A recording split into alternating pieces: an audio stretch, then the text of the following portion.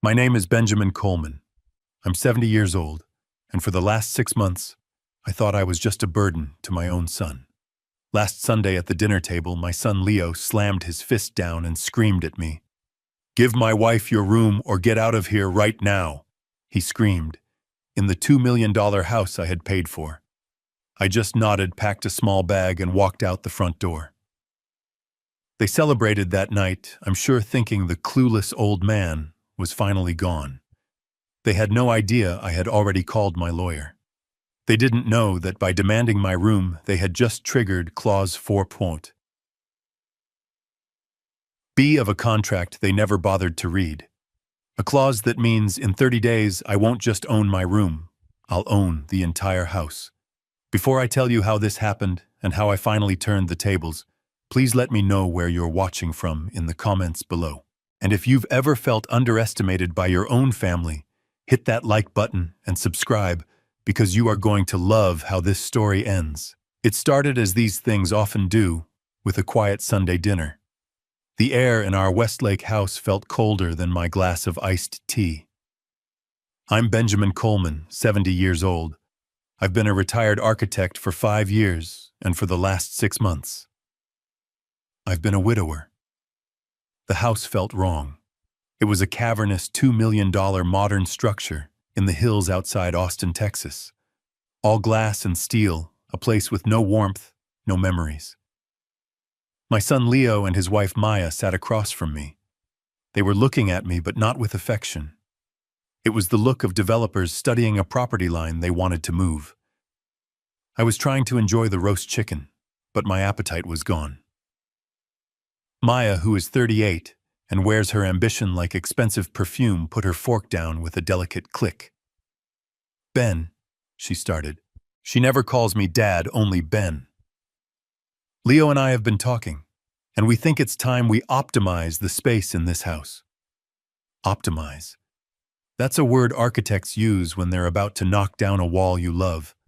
In families, it means someone is about to lose something. My chest tightened. I remembered the conversation from 6 months ago, just weeks after my wife Isabella passed away. The loneliness in our 5-bedroom Tarrytown house. The house we built, the one with the oak tree Isabella loved. It was suffocating me. Leo and Maya had come over, their faces masks of perfect sympathy. "Dad, this place is too big for you," Leo had said, his hand on my shoulder. "It's full of ghosts. You're lonely. We're worried about you." Maya had chimed in, "We have an idea, a wonderful idea. Sell this old place, use the money. We'll combine our finances and buy a beautiful new home in Westlake. A fresh start for all of us. You'll have your own ground floor master suite with a garden view. We'll take care of you. You'll never be lonely again." They sounded so convincing. A family, a fresh start, an end to the silence. So I did it. I sold my soul. I sold the house Isabella and I had poured our lives into for 40 years. I sold the oak tree. I took the $1.5 million from the sale, every last cent of my retirement, and handed it to them. They used it as the down payment on this $2 million monstrosity. They borrowed the remaining $500,000. I kept my end of the bargain. I funded their dream life, moved into the ground floor suite, and tried to pretend this cold glass box felt like home. Now, sitting at that dinner table, I realized their promise was about to shatter. "Optimize?" I asked, my voice quieter than I intended. Maya gave Leo a small, impatient nudge. "Leo." My 40-year-old son, the man I taught to ride a bike, the boy who cried on my shoulder when his high school girlfriend dumped him, shifted in his seat. He wouldn't meet my eyes. "What she means, Dad, is, well, Maya needs your room." There it was, the first cut. She needs my room. I tried to keep my voice steady. "What for? This house has 4 other bedrooms." "For the baby," Maya said, placing a perfectly manicured hand on her flat stomach. I froze. "A baby? You're pregnant, Maya. That's wonderful. Why didn't you say anything?" "Well, I'm not. Yet," she said, waving her hand dismissively. But we're trying. And the stress of not having the nursery ready it's affecting my fertility. My doctor said I need a calm environment. I need to prepare. I looked at her, then at Leo. But the 2 rooms upstairs are empty. They're perfect for a nursery. No, Maya snapped, the sweet veneer cracking. I can't be climbing stairs all day when I'm pregnant or with a newborn. It's impractical. I need a room on the main floor, near the kitchen. Your room is the only one that works. I looked at my son, pleading with my eyes. Leo, you agreed to this. The ground floor suite was the arrangement. Leo just stared at his plate. The silence stretched. Maya sighed, a dramatic, long-suffering sound, as if I were the one being unreasonable. I finally asked the question that was hanging in the air, heavy and damp like the basement itself. So, where exactly did you plan on putting me? Leo cleared his throat. We already cleared out the storage room in the basement. It's actually pretty cozy. We can put a big TV down there for you. It'll be your own private space. The basement. I had been down there once to check the water heater. It was a concrete box, no windows. It smelled of damp drywall and mildew. The only light came from a single bare bulb hanging from a wire. They weren't optimizing space. They were burying me. No, I said. The word was quiet, but it landed like a brick. I'm not moving to the basement. The agreement was the master suite. Maya's eyes flashed with fury. She turned that look on Leo. It was a clear command. Handle him. Leo looked at her, then at me. I saw the weakness I had mistaken for kindness all his life. He took a deep breath, puffed up his chest, and slammed his fist on the dining room table. The silverware jumped. My water glass spilled. Dad, he shouted, his voice cracking with a rage I had never heard from him. Maya needs that room. We're trying to start a family. Either you give my wife your room or you get out of here right now. Get out. Get out of the house I paid for. I stared at my son. The room was silent except for his heavy breathing. The $1.5 million I gave them felt like ash in my mouth. I had thought I was buying a family. I realized in that horrible, clarifying moment that I had only been paying rent for their contempt. I placed my napkin slowly on the table. All right, I said, my voice calm. Maya looked momentarily confused by my lack of protest. Leo just looked angry. If that's how you feel, I continued, I guess I'll get my things. Leo cleared his throat, breaking the silence. He still couldn't look at me, choosing instead to focus on a spot on the wall just over my left shoulder. What she means, Dad, he stammered, his voice thin, well, Maya needs your room for the baby. The words hung in the air, thick and suffocating. I stared at him, trying to process the statement. A baby. I looked at Maya. Her hand was resting gently on her stomach, a gesture that was pure theater. She wasn't pregnant. I would have known. A grandfather would be the first to know, wouldn't he? The baby's room. I finally managed to say the words, feeling foreign in my mouth. Maya, are you pregnant? That's wonderful news. She gave a tight little smile, the kind that doesn't reach the eyes. Not yet, but we're trying. Very hard. And the doctor says we need to prepare the space before the baby arrives, to create a calm, welcoming environment. I felt a small knot of dread tighten in my gut. This felt wrong. I understand that, I said, choosing my words carefully. But this house has 5 bedrooms. There are 2 perfectly good rooms upstairs right next to your own. Wouldn't one of those be perfect for a nursery? Maya's smile vanished. It didn't fade. It snapped off like a light being switched. Her impatience was suddenly palpable. No, she said, her voice sharp. Absolutely not. I can't be climbing up and down stairs all day when I'm 9 months pregnant, or in the middle of the night with a screaming newborn. It's completely impractical. I need a room on the main floor, near the kitchen, near the family room. She gestured around as if the flaw in the layout was obvious. Your room is the only one that works. It's the logical choice. The logical choice. I thought about my room. It wasn't just a room. It was the agreement. It was the one and only thing I had insisted on when I agreed to sell my life. When I gave them $1.5 million, I didn't just hand over a check. I was an architect for 40 years. I made them look at the blueprints with me, so I pointed to the ground floor master suite. This, I had told them, is mine. This is my non-negotiable. It wasn't just about convenience. It was about dignity. It had its own bathroom with a walk-in shower for my bad knee. It had a small patio accessible through French doors that opened onto the garden where I had planted Isabella's favorite roses. It was the only part of that cold steel and glass house that felt like a sanctuary. It was the room where I kept the last of her things, her favorite reading chair, the small watercolor painting we bought in Italy. It was my last foothold on the life I had known, and she was taking it. Not for a baby that existed, but for a hypothetical one. Besides, Maya added, her voice taking on a hard, brittle edge, my doctor said the most important thing for conception is to be completely 100% stress-free. And having this whole nursery situation undecided it's very stressful for me. She looked directly at me then, and I understood the unspoken message. I was the stress.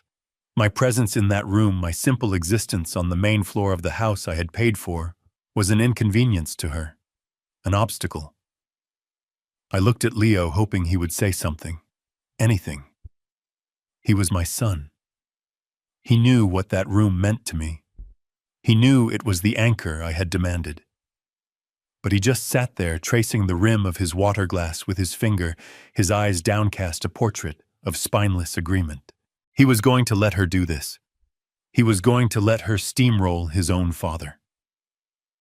The silence in the room stretched, filled only by the quiet hum of the expensive wine fridge in the kitchen. They were waiting for me to capitulate. They were waiting for me to be the good old dad and shuffle off quietly. My mind raced. If I give up this, what comes next? I finally looked up from my own plate, which I hadn't touched.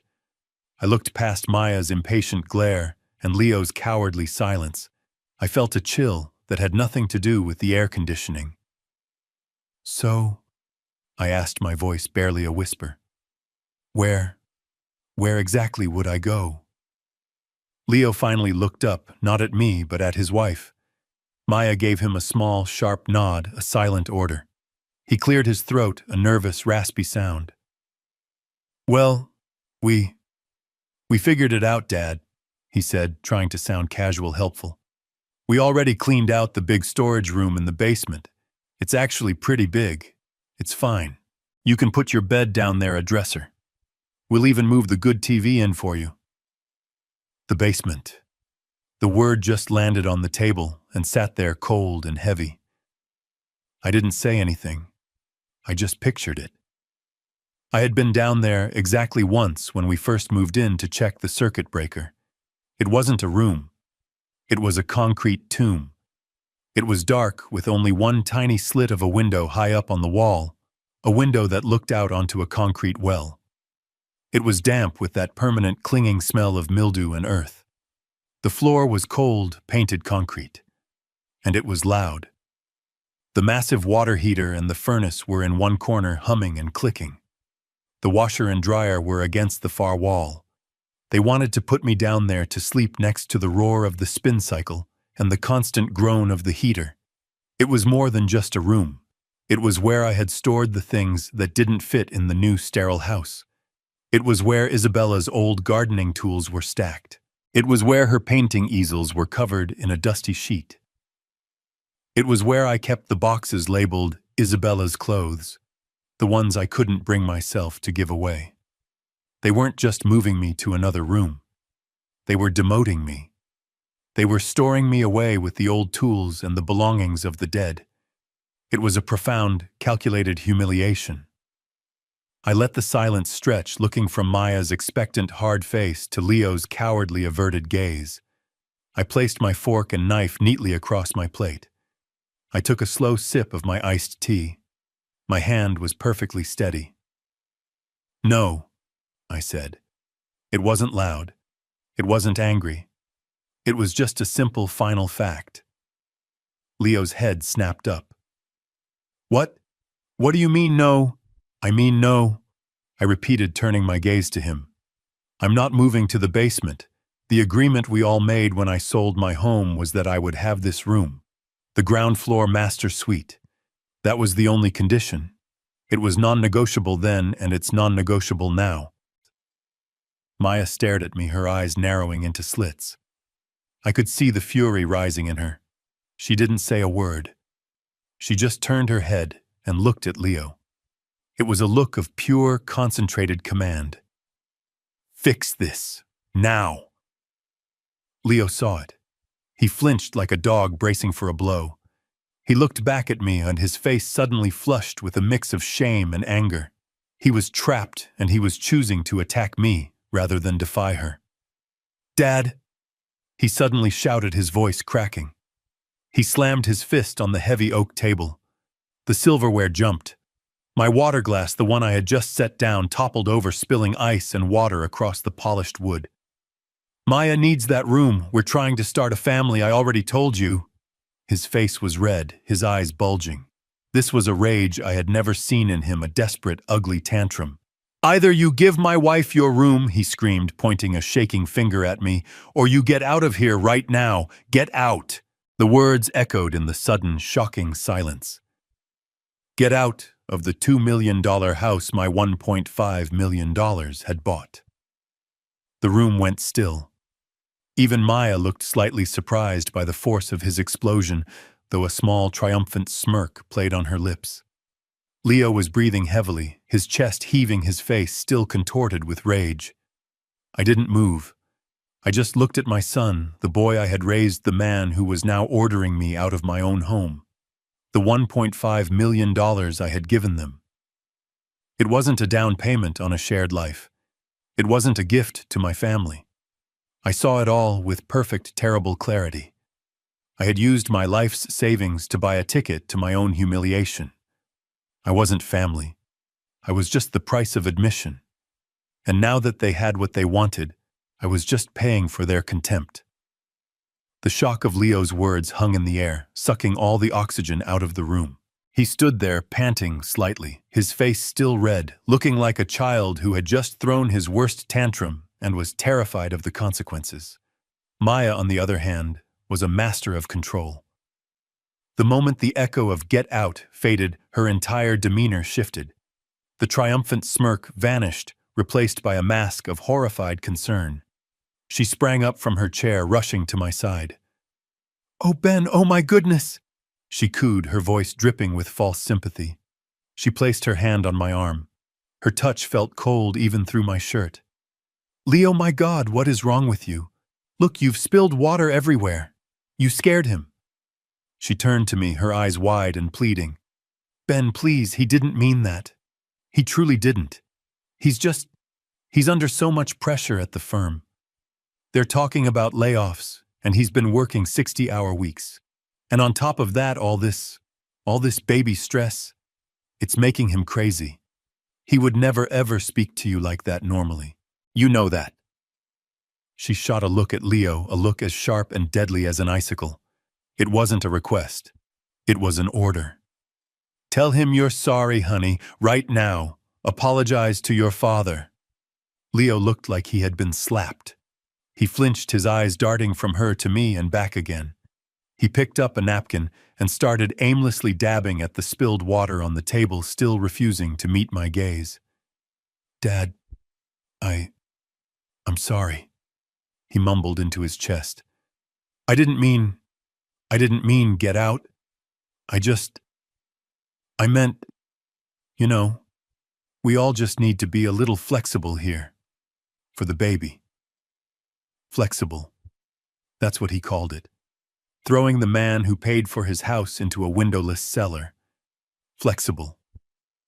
I just sat there, my hands folded in my lap. I was so tired. The fight had gone out of me the day I buried Isabella. These last 6 months had been a long gray fog of grief, and this house was supposed to be my safe harbor. It was supposed to be the place I wouldn't be alone. The thought of fighting them, of turning my life into a war zone, was exhausting. I didn't want a war. I just wanted peace. I wanted a family, and a small, desperate part of me, a part I was ashamed of, wanted to believe them. It wanted to believe this was all just a misunderstanding, that Leo was just stressed, that Maya was just an anxious mother-to-be, that they really did care about me, and this was just a temporary problem. It was easier to believe that lie than to face the terrifying truth that I was 70 years old alone and had just been betrayed by my only son. Maya saw the hesitation in my eyes. She saw my exhaustion, and she moved in for the final soothing lie. "He's right, Ben," she said softly, her voice now a gentle purr. She crouched down slightly beside my chair, forcing me to look at hers. "It's just temporary. That's all we're asking. Just for a few months. A year at the absolute most. Just until the baby is sleeping through the night and I'm not running up and down the stairs. That's all. Then you can have your beautiful room back just the way it was. We promise, but don't we, Leo?" Leo nodded quickly, still not looking at me. "Yeah, Dad, temporary, just for a little while. A few months. A year." It sounded like an eternity to be locked in a basement. But it also sounded finite. It sounded like an end point. It sounded like a compromise that would avoid a war. It sounded like the path of least resistance. I looked at Maya's carefully constructed face, all concern and sincerity. I looked at my son, who was now just a shell, a puppet for his wife. I was an architect. I had built bridges. I knew how to compromise. "All right," I said, the word barely audible. "Temporary." Maya's face lit up a blinding, victorious smile. "Oh, thank you, Ben, thank you. You won't regret this. You're the best. We'll make the basement so cozy you won't even want to leave." She threw her arms around me in a hug that felt like a spider's web. I didn't hug her back. I just sat there, cold and still, listening to the sound of my own surrender. And as she held me, I knew with the certainty of a structural flaw about to bring down a building. I knew I had just made a terrible, terrible mistake. Leo's relief was immediate. He saw my silence as hesitation, not the profound humiliation it was, and he jumped in to sell the idea, his voice suddenly filled with a false, booming enthusiasm. "It'll be great, Dad. Seriously great," he said, forcing a smile that didn't come close to his eyes. "We'll install the 70-inch flat screen down there. You know, the big one from the family room. It'll be your ultimate man cave." He managed a short, barking laugh. "Total privacy. No one will bother you at all. You can watch your history shows as loud as you want. We'll even get you a mini fridge for your beers. It'll be fantastic." A man cave. Total privacy. The privacy of a forgotten piece of luggage. I thought about the reality of that space. I had only been down there once when we first moved in to check the circuit breaker. It wasn't a room. It was a concrete tomb. I thought of the single bare bulb hanging from a ceiling rafter, casting harsh, ugly shadows. I thought of the floor, cold, hard concrete that would seep the chill right into my bones every morning. I thought about the fresh air. There was none. Just that one tiny cobwebbed window set high up in the wall, a window that didn't even open, offering only a sliver of gray light from the bottom of a window, well filled with dead leaves. I thought about the privacy of having to climb a full flight of stairs in the middle of the night in the dark just to use the guest bathroom in the hallway. I thought about the noise, the constant low-frequency vibrating hum of the furnace, the sudden violent clank and whoosh as the water heater ignited a sound that would jolt me out of sleep, the shuddering, floor-shaking thump, thump, thump of the washing machine's spin cycle. My man cave would be a loud, cold, dark, damp hole. This wasn't a room. It was a punishment. It was where you stored things you didn't want to look at, but weren't quite ready to throw away. I must have been silent for too long. My face must have shown the deep, sickening sense of betrayal I was feeling. Maya saw her advantage slipping.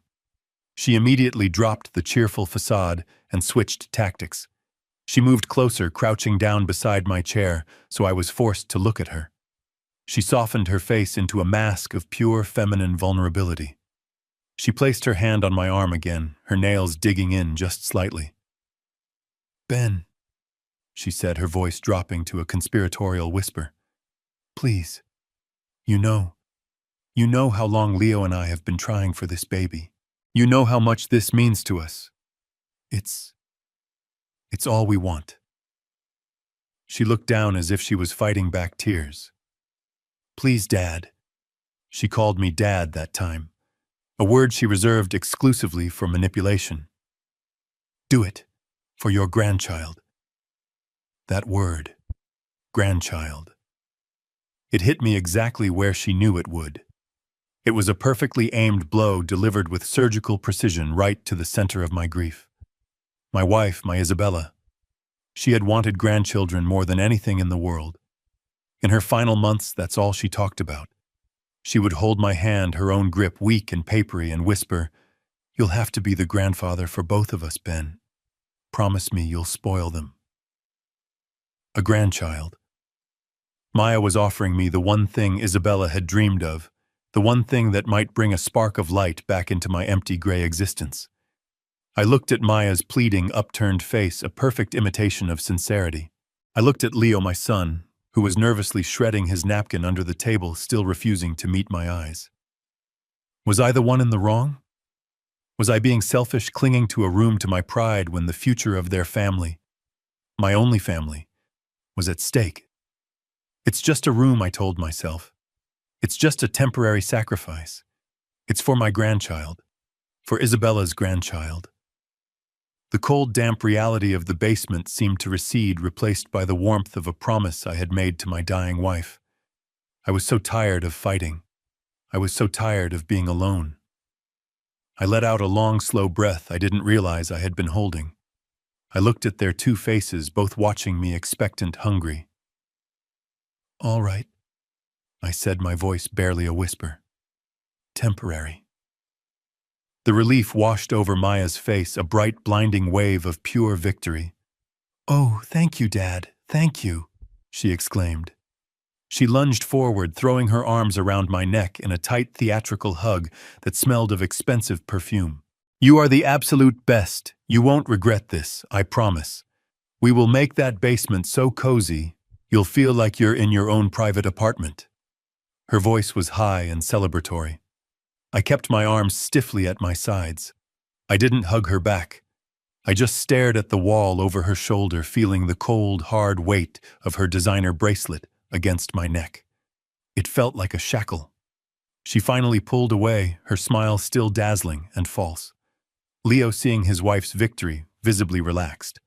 The tension drained from his shoulders, replaced by that hollow, forced enthusiasm he always used when he was uncomfortable.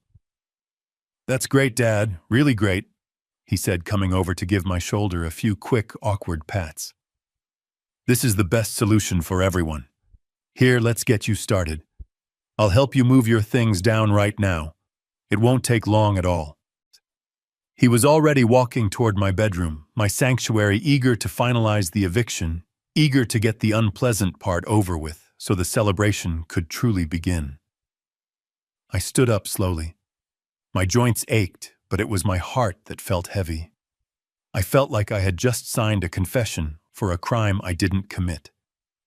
I walked into my beautiful sunlit room, the room with the garden view, and picked up the small suitcase I kept in the closet. I started placing a few shirts inside my toiletries, the book I was reading.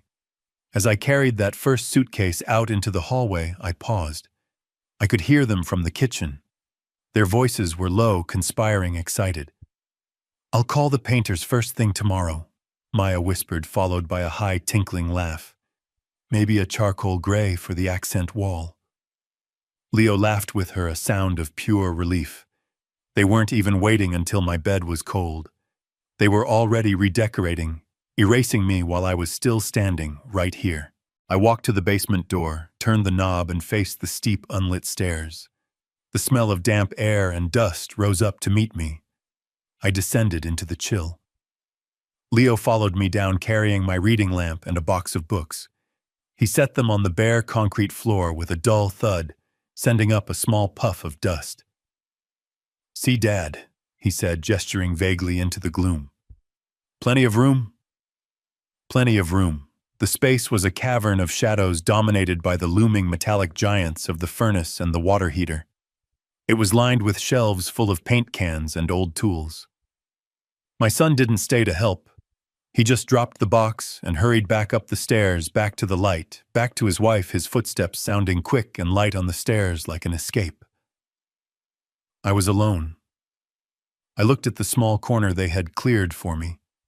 It was right next to a stack of sealed cardboard boxes piled 6 high, covered in a fine layer of dust. I didn't have to read the neat black marker I had written on the side of each one. I knew what they were. Isabella, paintings.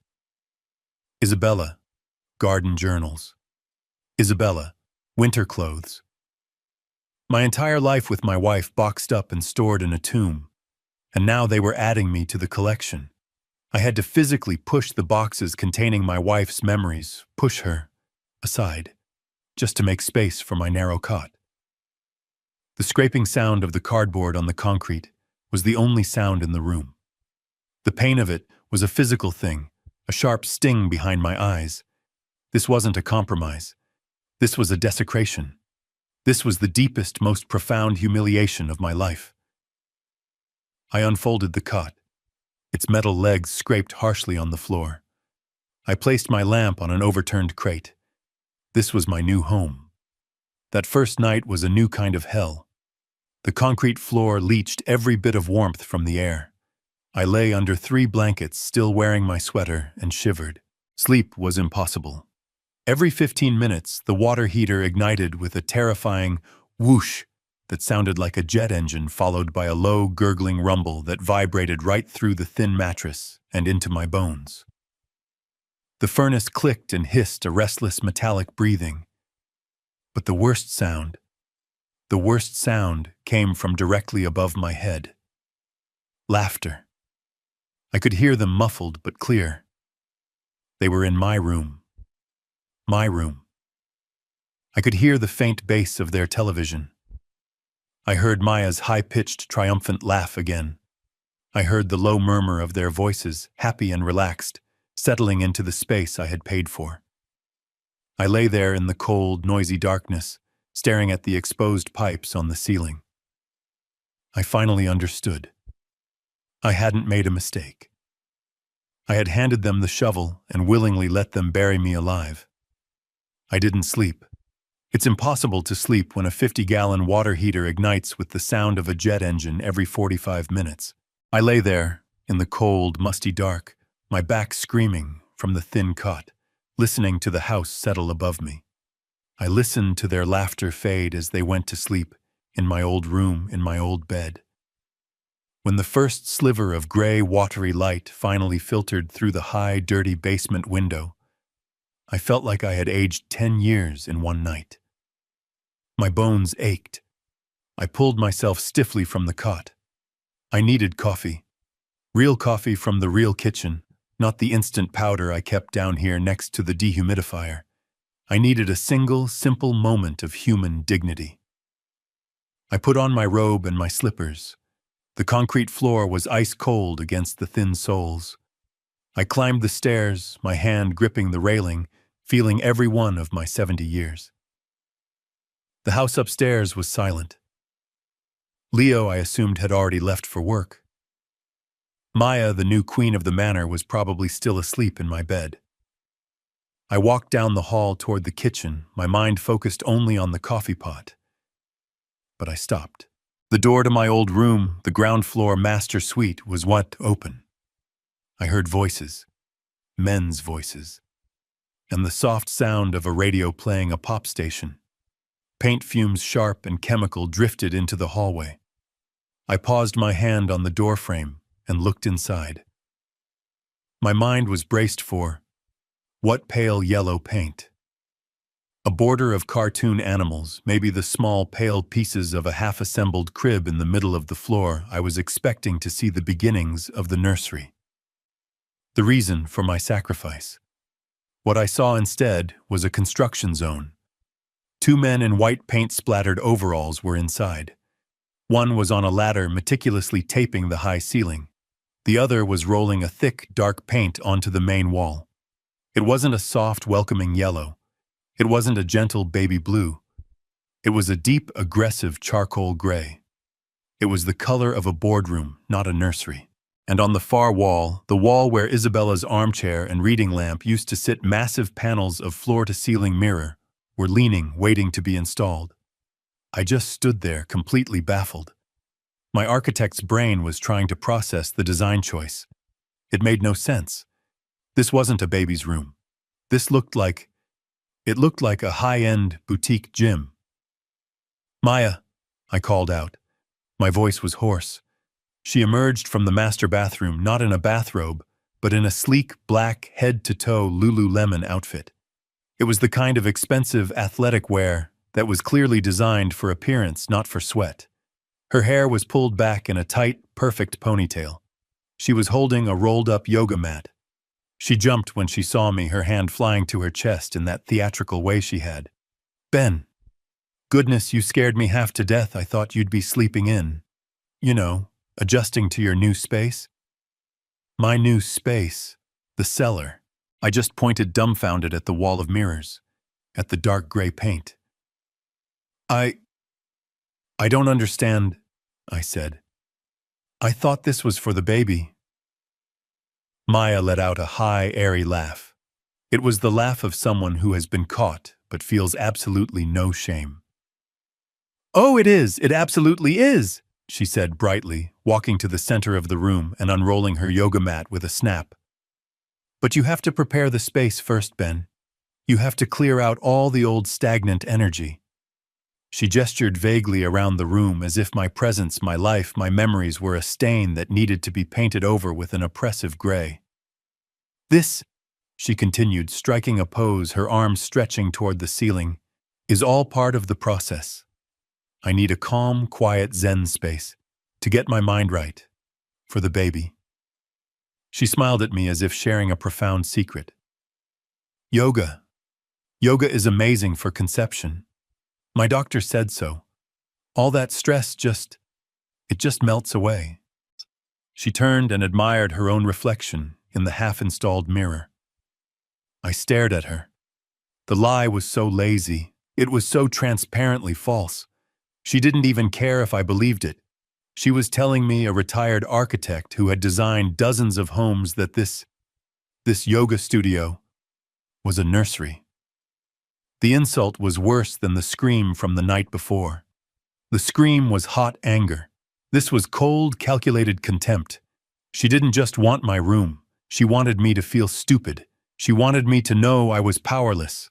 I didn't say another word. I just turned around and walked away, her bright, false voice following me down the hall. "I'll be done in an hour, Ben. Then the kitchen is all yours." I didn't stop. I walked right past the kitchen. I didn't want coffee anymore. I walked down the stairs to the basement to my cold concrete box, and I sat on the edge of my cot. She thought I was an idiot. She thought I was a clueless old man who would believe anything, and she wasn't even bothering to put any effort into her lies anymore. Sleep didn't come. The second night was even worse than the first.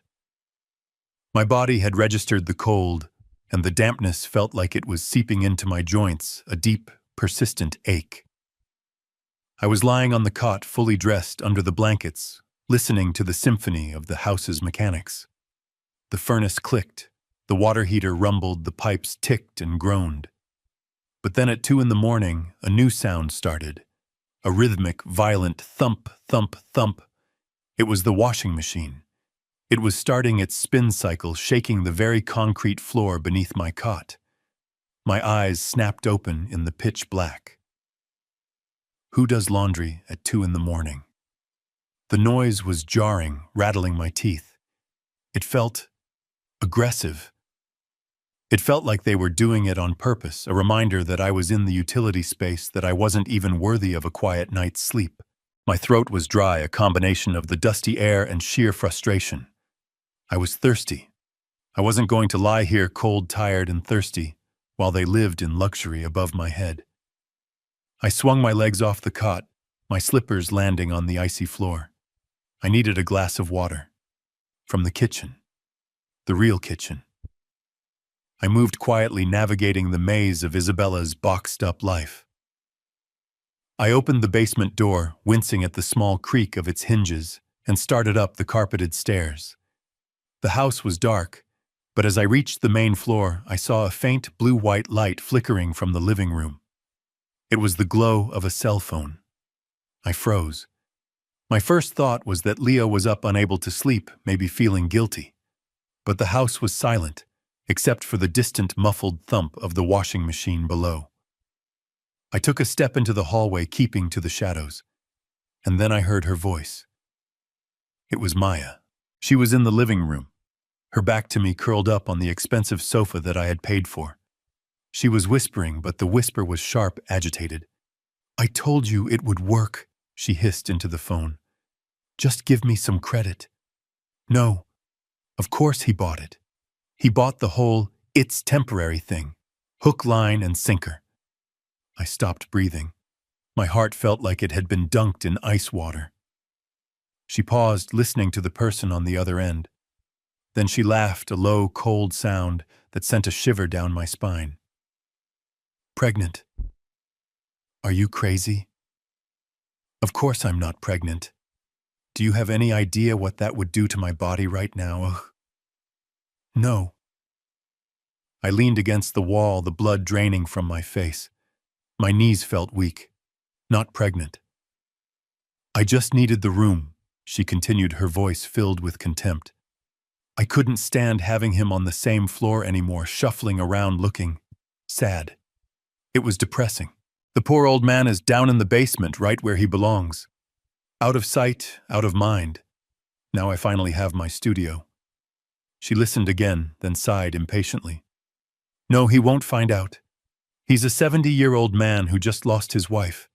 He's practically senile. He'll believe anything I tell him." My fists clenched.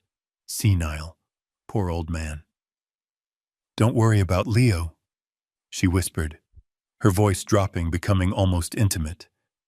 "Trust me, I can handle Leo. He's so blindly in love with me, so desperate to keep me happy, he'd throw his own father into a volcano if I asked him to. He's weak. He always has been." She was silent for a long time, listening. I could hear the faint, tinny sound of a man's voice on the other end of the line, but I couldn't make out the words. "Okay," she finally said.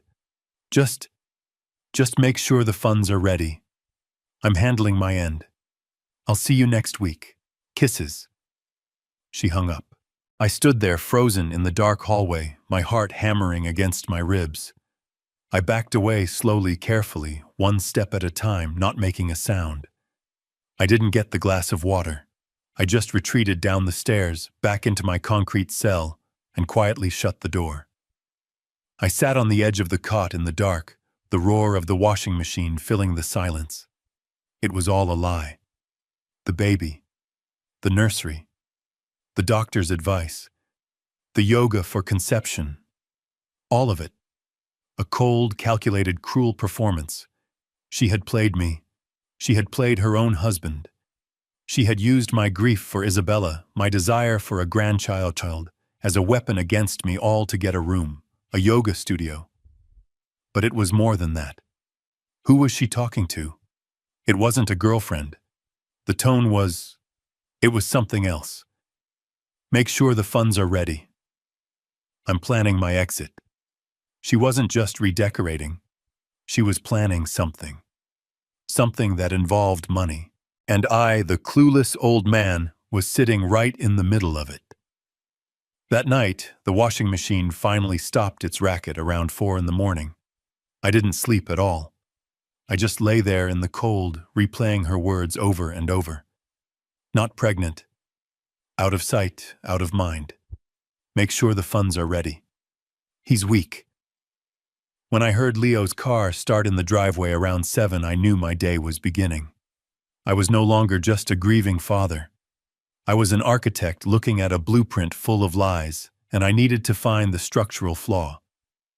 I started to watch, really watch. From my basement window, that tiny slit of glass, I had a perfect low-angle view of the front porch. It was just enough to see the deliveries. And there were so many deliveries. Every day, the FedEx truck or the UPS driver would pull up. Big, glossy boxes. Sometimes a sleek black box with net-a-porter on the side. Other times a bright orange one. I'm a 70-year-old man, I don't know fashion, but even I recognized the name on that orange box. Hermes. I saw Maya come out dressed in her yoga clothes to retrieve them. She'd sign for them with a flourish like a queen accepting tribute. I saw new shoes boxes from Louboutin, packages from Saks. This wasn't just a shopping habit. This was a hemorrhage of money. Maya didn't have a job. Her entire day consisted of yoga, taking her Tesla to lunch with friends, and shopping online. Leo was a mid-level manager at a software company. He made good money, sure, but not this kind of money. Not multiple $1,000 handbag money. Not new luxury car every 2 years money. I knew his salary. I had helped him with his taxes last year. They were living far, far beyond their means. That phone call. Make sure the funds are ready. It wasn't just about a yoga studio. They were desperate for cash. I changed my routine. I started waking up before them, or at least before Maya got out of bed. I'd creep up the stairs from my cellar and wait by the front door. I started getting the mail before she could. For a week it was just the usual. Junk mail, catalogs for expensive furniture I knew I wasn't buying, bills addressed to them which I left on the hall table. Nothing. I was starting to think I was going crazy, that I was just a paranoid old man in a basement seeing shadows where there were none. Then on a Tuesday it came. It was a standard white business envelope, windowed. The return address was just a P.O. box, but the logo in the corner was unmistakable. Bank of America. It was addressed to Leo and Maya Coleman. My hands felt clammy. I knew their regular mortgage statement didn't come at this time of month. I held the letter, feeling its weight. It was thin. Too thin to be a statement. My heart was pounding.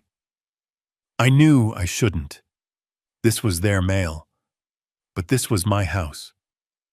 My money. My life. I went back down to the basement to my cold room and I sat on the cot. I turned on my one reading lamp. With a slightly trembling finger, I tore open the envelope. It wasn't a statement. It wasn't an advertisement. It was a letter. A single, cold, formal page. Dear Mr. and Mrs. Coleman, it began. We regret to inform you that your recent application for a home equity line of credit, also known as a second mortgage in the amount of $200,000, $1,000 has been denied. I had to read the sentence 3 times. $200,000. They weren't just overspending on handbags. They were in a $200,000 hole. They were so desperate for money that they were trying to borrow against the house. My house. The house I had paid for. The pieces clicked into place with a horrifying, sickening snap. The phone call. Make sure the funds are ready. This must have been the funds, and they had been denied. This explained Maya's anger, her agitation. This explained their sudden, desperate need to get me out of the way. But as I stared at the rejection letter, the fog of my confusion and despair finally cleared, replaced by a cold, hard clarity. They were desperate, and in their desperation they had gotten sloppy. They had forgotten who they were dealing with. They had forgotten that I wasn't just a clueless old man. I was an architect. I was a man who read every single line of a contract. I thought back to that day in my lawyer's office 6 months ago. Patrick Croft, my attorney, had been sliding the papers across the desk. "Ben," he'd said, "this is a massive gift. Are you sure you're protected?" And I had smiled. "Add the standard land lease clause, Patrick, just in case."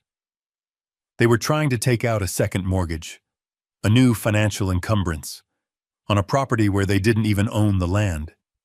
They just made a fatal mistake. My hand was shaking, but it wasn't from fear anymore. It was from adrenaline. It was the cold, sharp clarity of an architect who has just found the critical flaw in a blueprint. This letter, this rejection letter was the flaw. They were sloppy. They were desperate. And in their greed, they had just handed me the very weapon I needed to tear the whole rotten structure down. I didn't hesitate. I fumbled for my cell phone, the cheap prepaid one I'd been using. My fingers scrolled past Leo's name, past the notifications from my rideshare app. I found the contact I needed, the one I had saved under PC.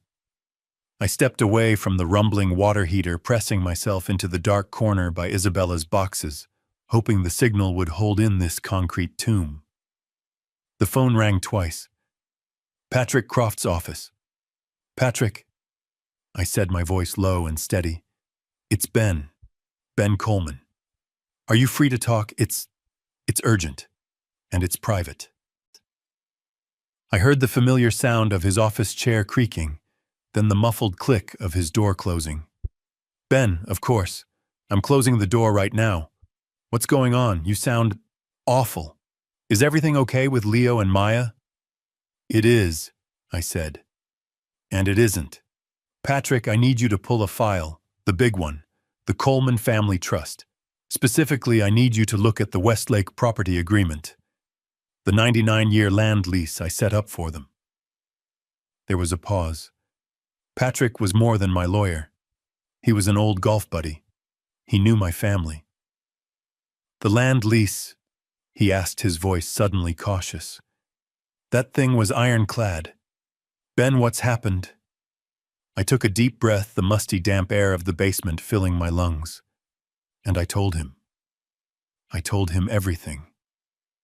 I started with the Sunday dinner, the demand for my room, the ridiculous, transparent lie about a nursery. I told him about the ultimatum. He said that... Patrick's voice was tight with disbelief. "He put his 70-year-old father in a basement." "That's where I'm calling you from right now, Patrick," I said. "I'm sitting on a cot next to my wife's stored belongings." I heard him exhale a sharp, angry sound. "Ben, that's not just ungrateful, that's borderline elder abuse. We can fight this on those grounds alone. We can..." "Wait," I interrupted. "It gets worse. That's why I'm calling. The nursery, Patrick. It was all a lie." I told him about the 2 a.m. conversation I overheard. Maya's cold voice. "Not pregnant. Clueless old man. Out of sight, out of mind." I told him about the yoga studio she was building in my old room. I told him about the endless, extravagant deliveries. The Hermes boxes, the shoes, the lifestyle that Leo's salary could never support. "She's playing him, Ben. And she's playing you," Patrick said, his voice hard as granite. "I know," I said. "But this morning they made a mistake. A fatal mistake." I told him about the mail. I told him about the white envelope from Bank of America. I read the words to him slowly, letting each one land. "We regret to inform you, your application for a home equity line of credit, in the amount of $200,000, has been denied." The other end of the line went completely, utterly silent. I just waited. I heard nothing but the faint, rhythmic click, click, click of his computer keyboard. 1 second, 10 seconds, 30 seconds. "Patrick, are you still there?" I heard a low chuckle.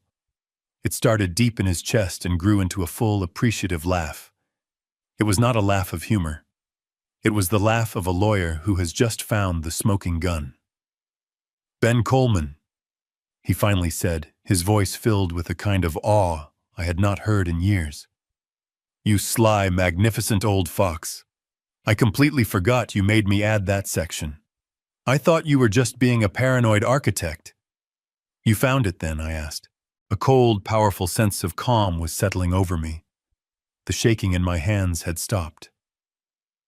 I'm reading it right now, Patrick said. His voice was all business now, sharp and focused, the man I had trusted with my life's work for 3 decades. Here it is, Clause 4B, Restrictions on Encumbrance. It states, and I am quoting, "The lessees Leo and Maya Coleman shall not under any circumstances create, incur, or permit any mortgage, deed of trust, lien, or other financial encumbrance upon the leased land or the property thereon other than the initial $500,000 mortgage without the express prior written consent of the lessor, the Coleman Family Trust." An application for a second mortgage, I stated, counts as an attempt to create an encumbrance. It's a clear and undeniable violation of the lease terms, Ben, Patrick confirmed, his voice precise. They didn't just bend the rules, they took a sledgehammer to the entire contract. I looked around the damp gray walls of my prison. I looked at the boxes holding my wife's memories. A slow, righteous anger, purer and colder than any I had felt before, began to rise. They hadn't just insulted me. They hadn't just lied to me. They had broken the one binding legal document that protected my $1.5 million investment. They had broken my trust, and now they had broken the contract. Ben, Patrick said, his voice quiet, understanding the nuclear gravity of what he was about to say. Ben, do you understand what this means? I gripped the phone, my knuckles white. The damp, cold air of the basement suddenly felt electric, charged. Patrick, I said, my voice low, barely above a whisper. Tell me exactly what that means, in plain English. I heard Patrick take a deep breath on the other end of the line. He was no longer the laughing golf buddy. His voice was the one he used in depositions, cold, precise, and absolutely final. Bennett means exactly what it sounds like. They violated the core terms of the land lease agreement. They attempted to place a new financial encumbrance on the property, an action that is explicitly forbidden. It means you, or rather the Coleman Family Trust, have the complete and unilateral right to declare the lease null and void. You can terminate the 99-year agreement immediately. I stared at the concrete wall in front of me, at a spider web I hadn't noticed before. Terminate the lease. The words echoed in the small, musty space. This wasn't a family argument about a bedroom anymore. This was the nuclear option. This was the end. My throat was dry. And if I terminate the lease, Patrick, what happens then? What happens to the house? This was it. The moment. That, Patrick said, and his voice was very, very quiet, is the genius of the clause you had me write. They don't own the land, Ben. They only own the structure sitting on it. If the land lease is terminated, they are, in the eyes of the law, trespassing on your property. So I just tell them to leave. Oh, it's better than that, he said. According to Section 4.c, Remedies for Default, they have 30 days, 30 calendar days from the moment they are served the notice. I held my breath. 30 days to do what? To move their property off your land. I was confused. Move their property, you mean their furniture, their clothes, the Tesla? No, Ben, Patrick said, and I could hear the grim satisfaction in his voice. I mean the house. They have 30 calendar days to physically lift that entire $2 million structure off its foundation and move it off your land. If they fail to do so, if by 5 p.m. on the 30th day that house is still sitting on your property, the house itself, the entire structure, defaults to the landowner. It becomes the sole unencumbered property of the Coleman Family Trust, free and clear. I had to sit down. I sank onto the edge of the cot, the cheap springs groaning in protest. The phone felt impossibly heavy in my hand. My God. I remembered it now. I remembered sitting in Patrick's plush office, the smell of leather and old books. He had been reviewing the trust documents. "Ben," he'd said, looking at me over his glasses, "a 30-day removal clause for your son. Isn't that a bit aggressive? It's standard for a skyscraper in downtown Dallas, not a family arrangement." And I remember what I told him. "Contracts keep families honest, Patrick. Just put it in. It's a formality. It will never be used." A formality. I never, not in a million years, thought I would be the one to use it. I never imagined my son, my Leo, and his wife would be the ones acting dishonestly. I thought it was just a piece of paper, a safety net buried in legalese. Now I realized it wasn't a safety net. It was a guillotine. And they had just willingly placed their necks on the block. "Ben, are you still there?" Patrick's voice brought me back. "Ben, this is it. This is the solution. This is how you get them out. This is how you take back control. I can have the default notice drafted and sent by a process server this afternoon. They'll have it by dinner." I looked around the miserable basement. I looked at the boxes of Isabella's life piled up in the corner like garbage. I heard Maya's cold, mocking laugh in my head. Clueless old man. Out of sight, out of mind. He'll believe anything. They thought I was powerless. They thought they had won. They thought I was just a sad, senile old man they could lock in a cellar. But something was still missing. That rejection letter was the what. Maya's secret phone call was the who. But I still didn't have the why. Why were they so desperate for $200,000? A yoga studio doesn't cost that much. Even a closet full of Hermes bags doesn't explain trying to illegally mortgage a $2 million house. That kind of desperation comes from something else. Debt, gambling, blackmail. Maya's words. "Make sure the funds are ready." It was tied to something bigger. If I pulled the trigger now, I would get the house, yes. But I would never know the full story. I would never understand how my son got tangled in this. I would never know who that man on the phone was. "Patrick," I said, and my voice was firm now. The fog of shock was clearing, replaced by that cold, architectural precision I had lived by for 40 years. "I need you to do exactly as I say. Draft the termination papers, prepare the notice of default, get everything ready to be filed at a moment's notice. I want it ready to launch." "I'll have it on my desk in an hour," he said, sensing the change in my tone. "I'll wait for your signal." "Good," I said, "but do not send it. Do not file anything. Not yet." "Ben, why wait?" "They violated the contract. It's over. Let's end this." "'Cause it's not over," I said, staring at the dusty, cobwebbed window. "They're arrogant, but they're not stupid. They're desperate. And I want to know why. There is something else going on in my house, Patrick. Something bigger than handbags and yoga mats. I need one last piece of evidence. I need to know just how deep this rot actually goes." "And how are you going to do that while you're trapped in a basement?" A small, cold smile touched my lips. "I'm not. They think I'm a clueless old man who is just going to accept his fate. They think I'm weak, defeated. It's time I use that to my advantage. I'm going to give them exactly what they think they want. I'm going to disappear." I needed them to be comfortable. I needed them to believe I was truly gone, defeated. If I was going to catch them, they needed to drop their guard completely. And for that to happen, the clueless old man had to perform his final act. I waited until the next morning, just after Leo had left for work. I went up the stairs from the basement, my steps heavy and slow, just like I knew Maya thought they should be. I found her in the kitchen, scrolling through her phone, drinking a green smoothie. I had packed a single small suitcase. It was one of Isabella's old ones from the basement, a soft-sided, worn-out valise. I had filled it with a few old sweaters, 2 pairs of pants, and my shaving kit. just enough to look convincing. I set it down in the hallway, making just enough noise for her to look up. She saw the suitcase and her eyes, just for a fraction of a second, lit up. It was a flash of pure, unadulterated triumph. She quickly masked it with a look of concern.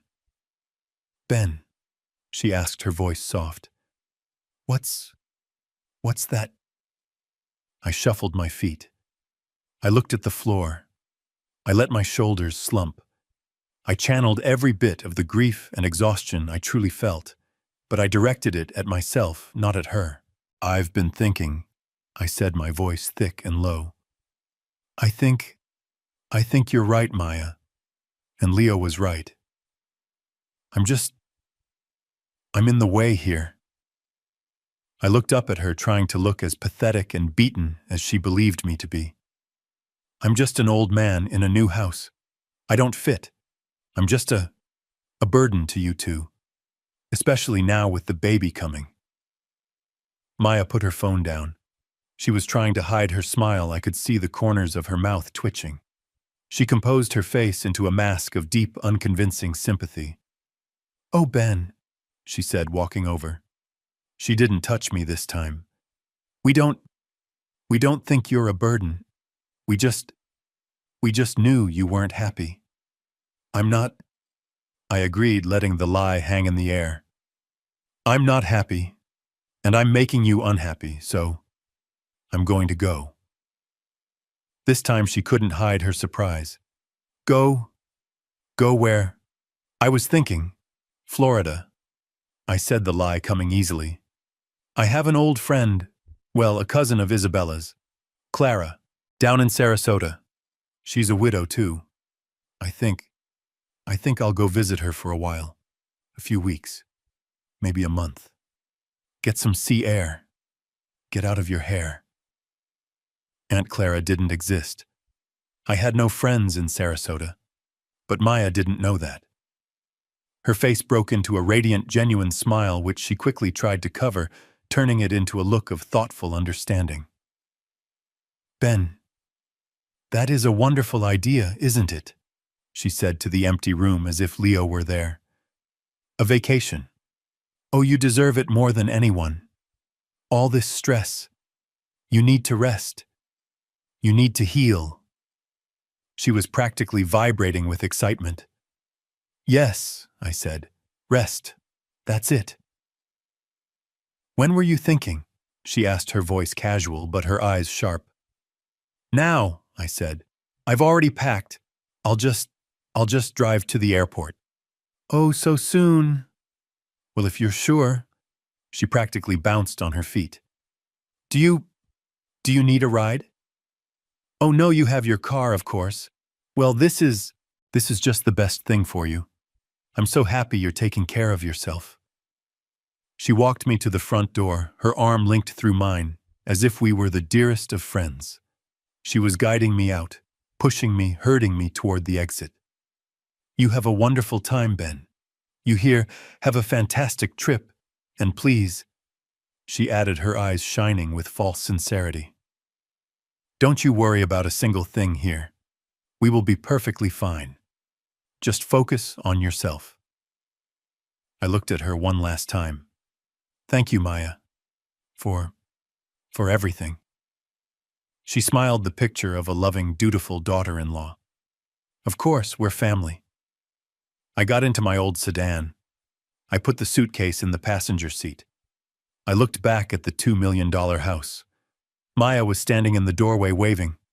It was a bright, cheerful, energetic wave. A good riddance wave. I pulled out of the driveway. I turned right, heading toward the highway, the direction of the Austin Bergstrom International Airport. I drove for half a mile until I was sure I was out of sight. Then I took the next exit. I circled back around. I did not go to the airport. I drove straight downtown to the glittering 30-story tower of glass that was the Four Seasons. I pulled my 10-year-old sedan up to the valet, right behind a brand-new black Porsche. The valet looked at me, then at my dusty car, then at my sad, worn-out suitcase with just a hint of confusion. I didn't care. I walked into the massive marble lobby, the air smelling faintly of white tea and money. "Checking in, sir?" The woman at the desk asked, her smile polite but practiced. "Yes," I said. "I need a suite, a quiet one, with a good view of the city, for an indefinite period." 20 minutes later, I was standing in a $1,000 a night corner suite on the 22nd floor. The room was twice the size of my basement cell, with a king-sized bed, a marble bathroom, and a floor-to-ceiling window that looked out over the entire Austin skyline. The irony was so thick I could taste it. They thought I was on a sad trip to Florida, probably staying in some cheap motel. They thought I was defeated, gone, irrelevant. I sat on the plush velvet sofa. I took out my cell phone. I didn't call Patrick. Not yet. I had one more piece to put in place. I was building my fortress. I dialed a number I had found online that morning. "Hello, Sand and Sea Properties. This is Brenda speaking." "Hello, Brenda," I said, my voice perfectly calm. "My name is Benjamin Coleman.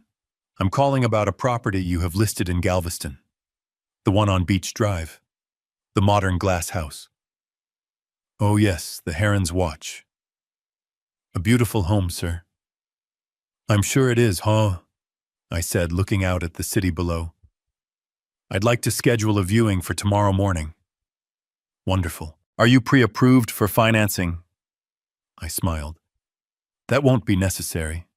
This will be a cash purchase." I couldn't just leave. I couldn't just walk away and let them think they had won. Patrick's words confirmed my power, but Maya's 2 a.m. phone call confirmed my suspicion. They were desperate for money, and they were lying to everyone, including each other. I needed to know what would happen when the clueless old man was no longer there to be an obstacle. The plan formed in my mind the day before I left. Maya had announced she was going to a very important all-day spa retreat with her friends. "I just need to de-stress Ben," she'd said, "for the baby, you know." It was the perfect window of opportunity. Leo was at work. She was gone. I had the entire $2 million house to myself. I am an architect. For 40 years, my job was to build beautiful things, and more importantly, to understand how they are put together. I specialized in hiding structural supports in plain sight, making the functional invisible. Hiding a tiny 2-inch camera would be child's play. I went to the living room, to the massive custom-built oak bookshelf that lined the main wall. I scanned the shelves. I needed the perfect spot. Not too low, not too high. Something that would never be moved. My eyes landed on it. A thick leather-bound copy of Walt Whitman's Leaves of Grass. It had been Isabella's. It hadn't been touched in over 2 years. No one would ever dream of reading it. I took the book down to my workshop, my cell, the basement. I sat on my cot, and with the precision of a surgeon, I took my old X-Acto knife from my drafting kit. I opened the book. I carefully cut a neat rectangular cavity into the pages, leaving a solid border all around. I worked for an hour, slicing through hundreds of pages of poetry, hollowing out a perfect camera-shaped tomb. The camera itself was a simple $30 Wise Cam I had bought at Best Buy weeks ago, telling Leo it was to watch the garden. It was a tiny black cube. It was Wi-Fi enabled and powered by a simple USB cable. I placed the camera inside the book. I used a small drill bit, one I used for model making, and drilled a single tiny, perfectly clean hole through the dark green leather spine. A new, unblinking eye. I went back upstairs. I threaded the thin power cable through the back of the bookshelf down to an outlet that was completely hidden. I plugged it in. I placed the book back on the shelf right between a copy of Moby Dick and an old family photo album. I adjusted the angle. It was perfect. From that vantage point, the camera's wide-angle lens captured the entire living room, the dining table, and the main entryway. I synced it to the app on my phone. The image flickered, then focused. Crystal clear. I could see the sofa. I could see the kitchen entrance. I had my eye. Now sitting in my $1,000 a night suite at the Four Seasons, I finished my call with the Galveston realtor. I set the phone down. I picked up my laptop. I opened the Wise app. The screen was black for a second, then the live feed flickered to life. There it was. My living room. Their living room. I could see the expensive sofa. I could see the kitchen counter where I had been humiliated. The house was empty. Maya was probably still out celebrating my departure. The trap was set. I poured myself a glass of Macallan 18 from the minibar. I swirled the amber liquid, the city lights of Austin twinkling below me like a million diamonds. I sat back in the plush velvet armchair. I took a slow sip. The whiskey burned a warm, welcome sensation. I looked at the live feed on my laptop, an empty stage waiting for the actors to appear. "All right, Maya," I whispered to the empty hotel room. "The clueless old man is in Florida. The house is all yours." I took another sip. "Show me. Show me what you and my son do when you think no one is watching." I sat there in the silence of my luxury suite, the $1,000 a night air, perfectly climate-controlled. I looked at the laptop screen, an open portal into the $2 million house I had bought. For the first few hours, nothing. The house was empty. I watched dust motes dance in the afternoon sun hitting the living room floor. I ordered room service. A steak. It was perfect. I ate it alone, watching my empty living room. Around 7 p.m., the front door opened on the camera feed. Leo and Maya came in. They didn't look sad. They didn't look conflicted. They looked light. They were carrying bags of expensive-looking takeout. They didn't even bother to sit at the dining table. They flopped onto the sofa I had paid for, and started unpacking boxes of sushi onto the coffee table. I watched them eat. I watched them laugh. There was no sign of grief for the father who had just left. There was no discussion of my trip. They just ate, and for a while I thought perhaps that was it. Perhaps the cruelty was just in the indifference. But then, around 8:30, Leo got up. He went to the kitchen and came back holding a bottle. It wasn't just any bottle. It was a bottle of Veuve Clicquot. Champagne. I recognized the yellow label. I had bought that bottle. I had been saving it. I had planned to open it when they announced Maya was pregnant. My stomach turned. Maya clapped her hands, a giddy, childish gesture. "Ooh, yes, finally." Leo fumbled with the cork. He was never good at it. It finally popped with a loud, festive thwack that I heard clearly through the laptop speakers. He poured 2 flutes. Maya took hers, her eyes glittering. She raised her glass high. "To us," she said, her voice bright and clear. "And to Florida. May he enjoy the sunshine and stay there, indefinitely." She let out that high, tinkling laugh, the one I used to think was so charming. It now sounded like breaking glass. Leo looked around nervously, even though the house was empty. "Maya, shh. Keep your voice down. What if... I don't know. What if he calls... What if he what?" She scoffed, taking a long sip. "He's gone, Leo. Finally. The clueless old man is finally gone. He's probably halfway to Sarasota by now, checking into some sad beige retirement motel, feeling sorry for himself. Now," she said, settling back into the cushions, "we can finally start the real plan." Leo didn't drink. He set his flute down on the coffee table. He was wringing his hands. "Maya, I'm still not sure about this. It's too risky. We're talking about selling the house. What if he finds out? It's Dad's house. He paid for almost all of it." I leaned forward in my hotel chair. Selling the house. I watched Maya's face transform on the screen. The joy vanished, replaced by that cold, hard impatience I had seen at the dinner table. "Leo," she said, her voice low and dangerous. "Are you stupid, or are you just weak? Stop saying Dad's house. Our name's Leo. Yours and mine. They are the only names on the deed to this structure. His name is nowhere on it. He just gave us the money. It was a gift. A stupid, sentimental gift from a stupid, sentimental old man. I know, but legally, the land... Forget the land, she snapped. This is the plan. It's simple. The market in Westlake is insane. This house, our house, will sell for $3 million. Easy. Maybe more if we get a bidding war. She stood up and started pacing, energized, her glass of champagne swirling in her hand. We sell it. We pay off the $500,000 we owe the bank. That leaves us with $2.5 million.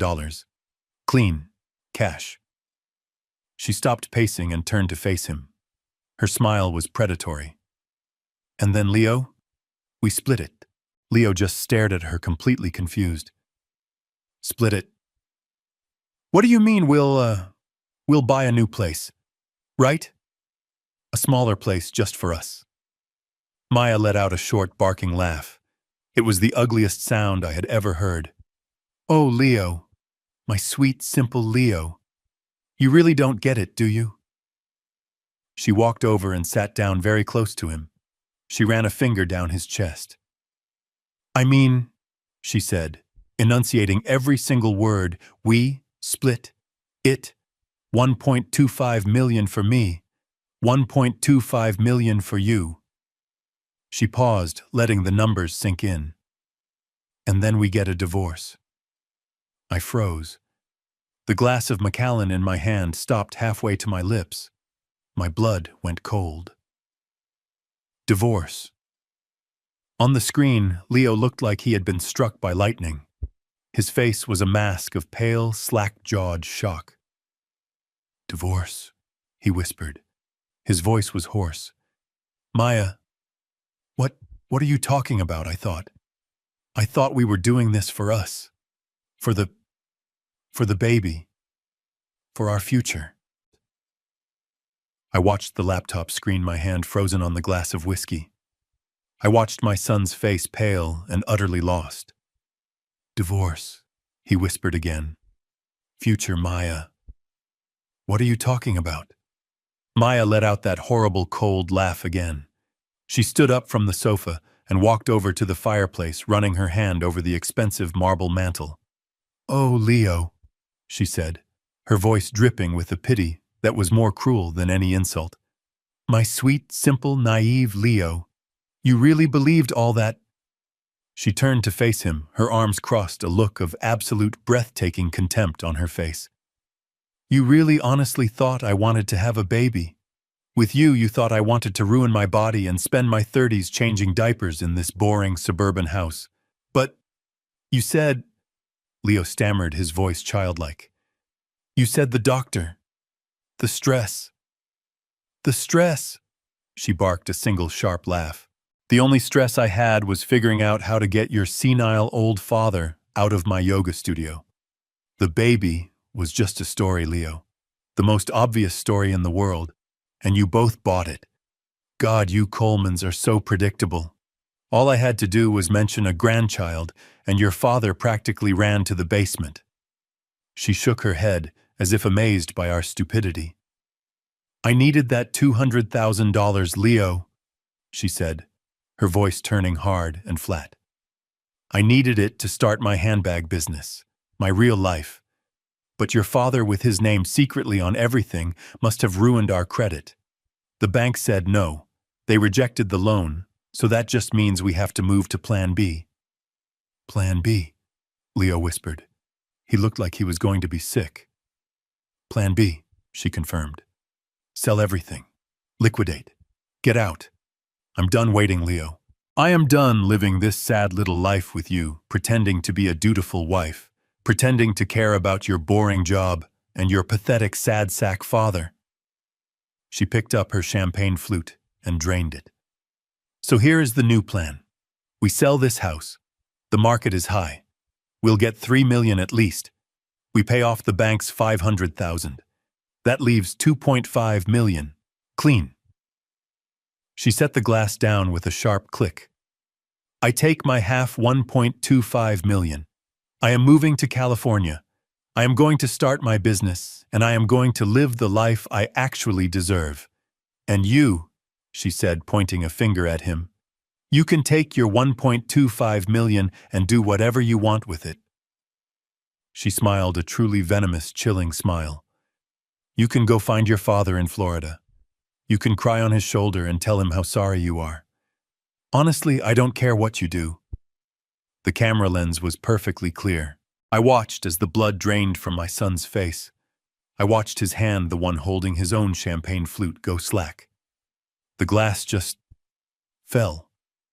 It didn't shatter, it just thudded onto the expensive Persian rug, champagne splashing onto the carpet and his pants. He didn't even notice. Maya, he said. His voice was unrecognizable, a dry, cracked whisper. You've been lying to me this whole time, our whole marriage. Oh, don't be so dramatic, she scoffed, rolling her eyes. I didn't lie about everything. I liked the house, I liked the money. But you said you loved me. Maya sighed, a sound of profound boredom, as if she was dealing with a toddler. Leo, I needed a partner who could provide this, she gestured around the room.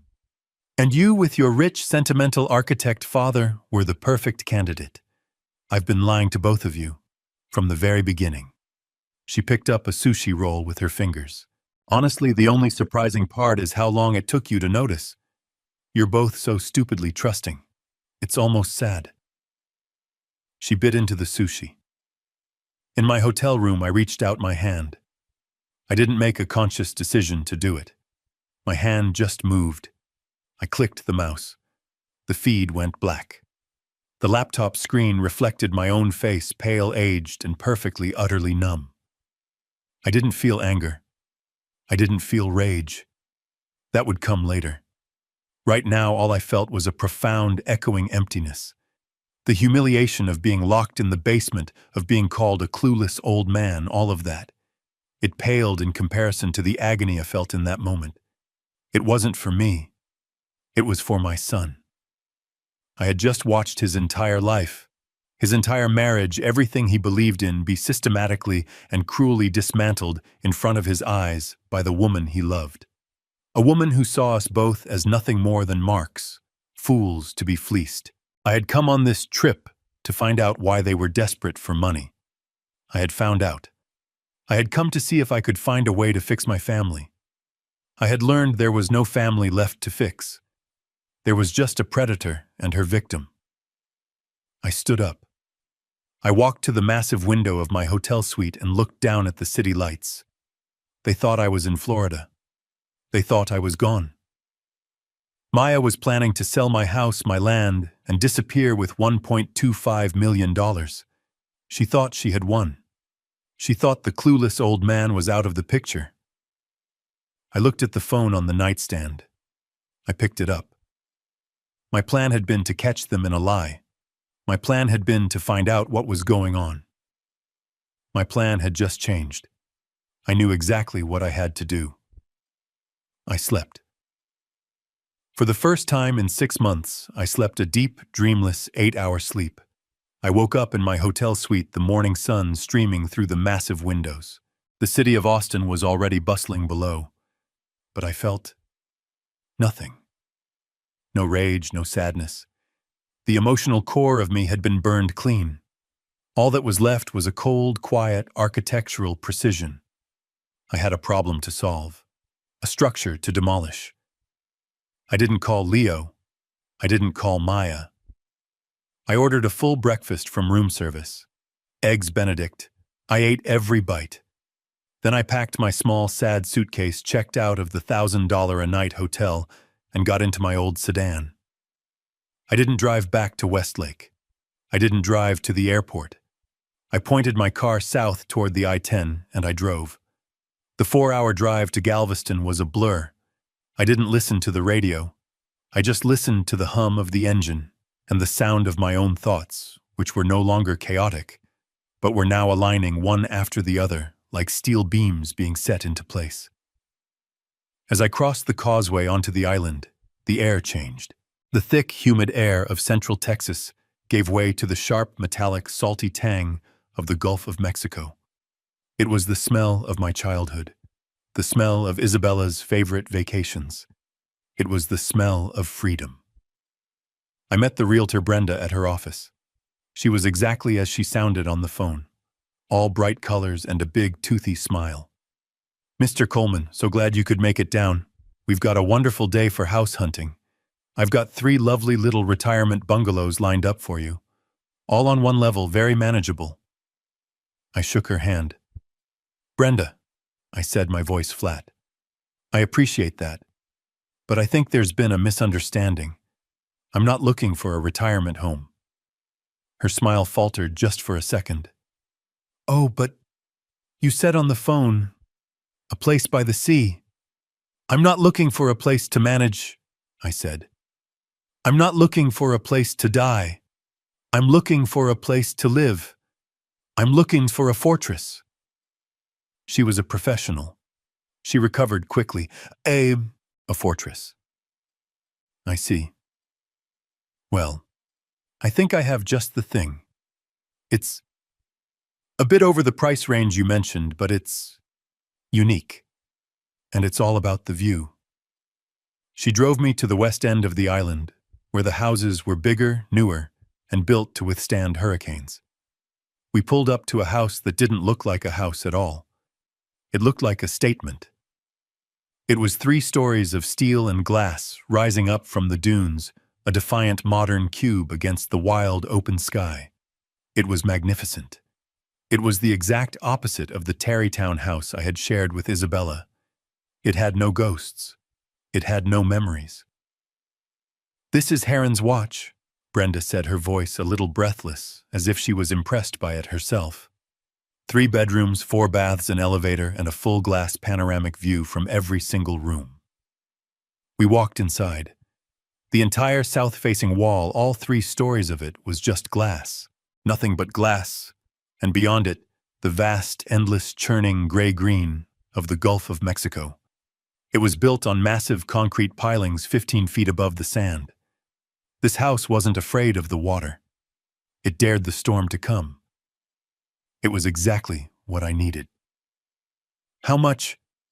I asked, walking out onto the 3rd-floor balcony, the wind whipping my hair. Brenda hesitated. "Well, the owner is asking $3.5 million. I looked out at the ocean.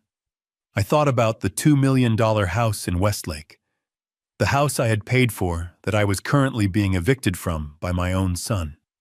I thought about Maya's $1.25 million exit plan.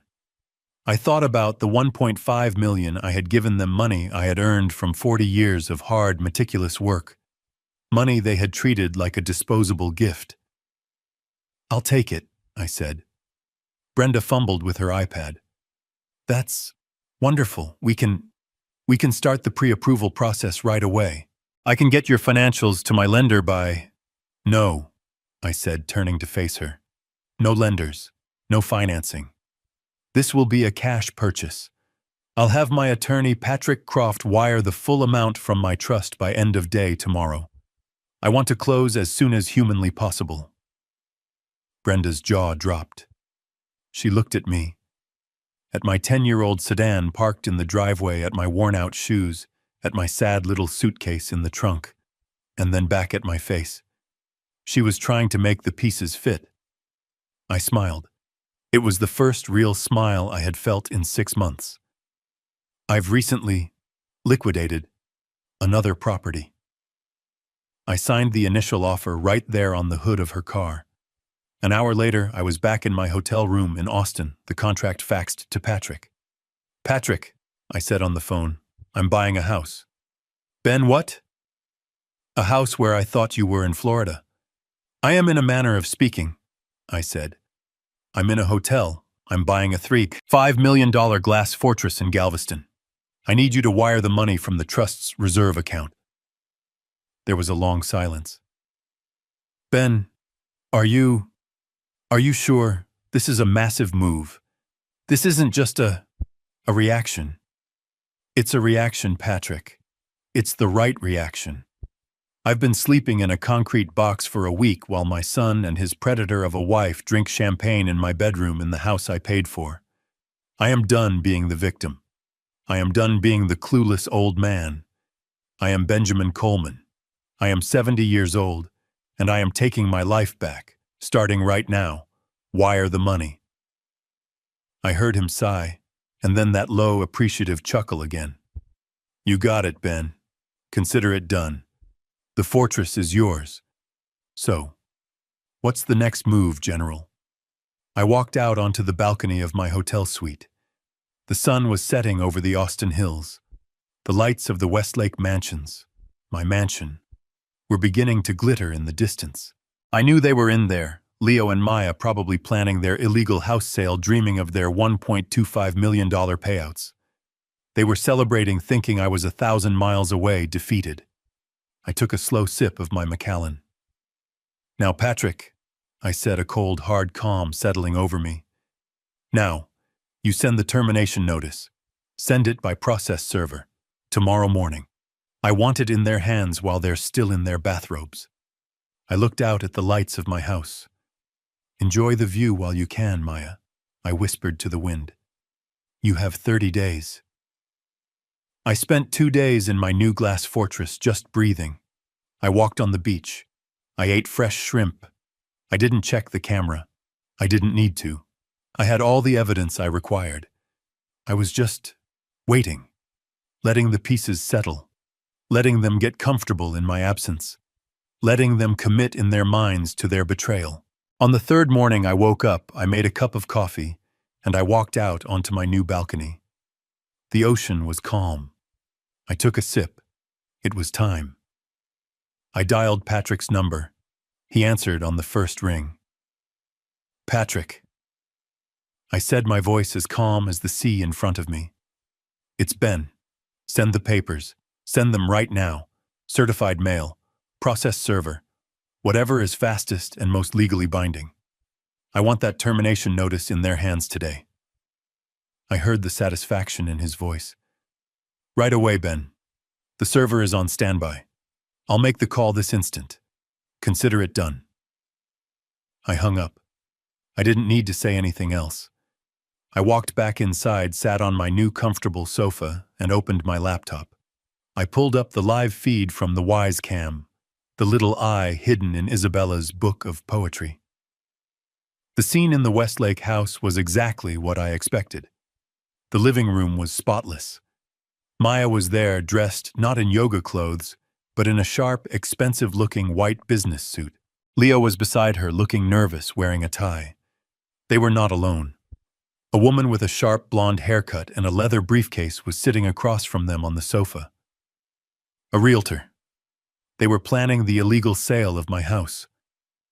I watched Maya laugh at something the realtor said, her head thrown back, the picture of the confident, charming homeowner. She was pointing to the new charcoal gray walls of her yoga studio, probably explaining how it added value. Leo was nodding along, playing the part of the supportive husband. They were so close. They could almost taste the $1.25 million. Then, through the camera's wide-angle lens, I saw the front door. A shadow fell across the frosted glass. Then a sharp, firm knock. The three of them in the living room froze. Maya's smile vanished. She looked annoyed, her performance interrupted. "Who on earth is that?" she snapped, standing up. "I told the delivery people no packages during a meeting." I watched her walk to the door. She was out of the camera's frame for a moment, but the microphone was excellent. I heard the lock click. I heard the door swing open. "Can I help you?" Maya's voice was impatient, rude. A deep, unfamiliar male voice responded. "Are you Maya Coleman?" "Yes." "What is this?" "You've been served." The words were flat, professional, unstoppable. "Served?" I heard the rustle of papers. "Served with what? We didn't order anything. Is this about the bank?" "I'm just the server, ma'am. Have a nice day." I heard the door close. I watched on my laptop screen as Maya walked back into the living room, a thick, legal-sized envelope in her hand. The realtor and Leo were watching her, confused. "What is it, honey?" Leo asked. "Junk mail." "I don't know." Maya said, tearing the envelope open with her perfectly manicured nails. It's from some law firm. Croft and Associates. Who is that? Croft, Leo said, his face paling slightly. That's Dad's lawyer. I watched Maya pull out the thick sheaf of papers. She started to read. The camera was too far away to see the text, but it captured her expression perfectly. I watched her scan the first page, her brow furrowed in confusion.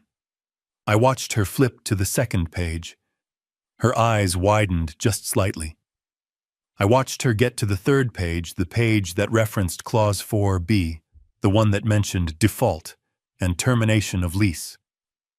I watched the color drain from her face. It didn't just fade. It fell away, leaving her skin a waxy, sickly white. The papers in her hand began to tremble. "What is it?" the realtor asked, starting to look concerned. Maya didn't answer. She just stared at the page, her mouth open, her eyes darting back and forth, reading and rereading the words that didn't make sense. Lease termination. Violation. 30 days. Remove the property. Failure to comply. Forfeiture. She looked up, not at Leo, not at the realtor, but at the empty space in the room, as if she could feel me watching her. Her face was a mask of pure, uncomprehending horror. "Leo!" she shrieked, her voice a sound I had never heard before, a raw, terrified sound. "Leo, get over here! Get over here right now!" I was sitting on the main balcony of my new glass house in Galveston. The sun was warm on my face for the first time in what felt like years. The sound of the surf was a steady, calming whoosh against the pilings. I was halfway through a fresh cup of coffee. My phone sitting on the patio table next to me suddenly began to vibrate. It didn't just vibrate. It skittered and buzzed violently on the glass tabletop, a sound of pure electronic panic. I looked at the screen. Leo. I let it ring. Once. Twice. I watched a pelican dive into the surf. On the third ring, I took a slow sip of my coffee. On the fourth ring, I picked it up and pressed the speakerphone button. I wanted him to hear the ocean. I wanted him to know I wasn't in the basement anymore. Dad, are you there? What did you do?" His voice was unrecognizable. It wasn't the voice of the confident man who had yelled at me. It was the high, thin, cracking shriek of a terrified child. "What did you do? A man just came here. He gave us papers. He said you're suing us, Dad." "What is this?" "The papers say we have to move the house." He was screaming now, hysterical. "Is this a joke? What kind of sick joke is this? Tell me it's a joke." I looked out at the horizon. "It's not a joke, Leo," I said.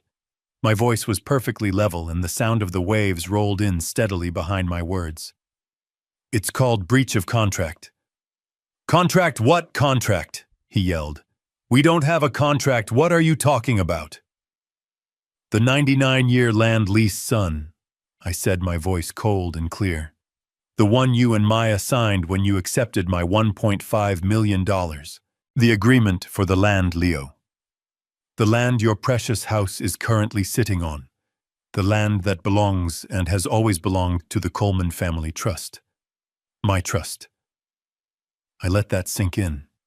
I could hear his sharp, ragged breathing. "And you violated it," I continued. "Clause 4B. I'm sure Maya is reading it right now.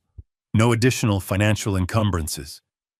You tried to take out a $200,000 second mortgage on my property. You did it behind my back. You violated the terms. So I'm terminating the lease. Effective immediately." I heard a muffled sound, a crash like a phone being dropped. Then I heard her. Maya was screaming in the background, not at me, but at Leo, her voice a raw, furious shriek. "He's lying! He's a lying, senile old man! He can't do this! I checked the deed, I saw it! Our names are on the deed to the house, ours! He's lying!"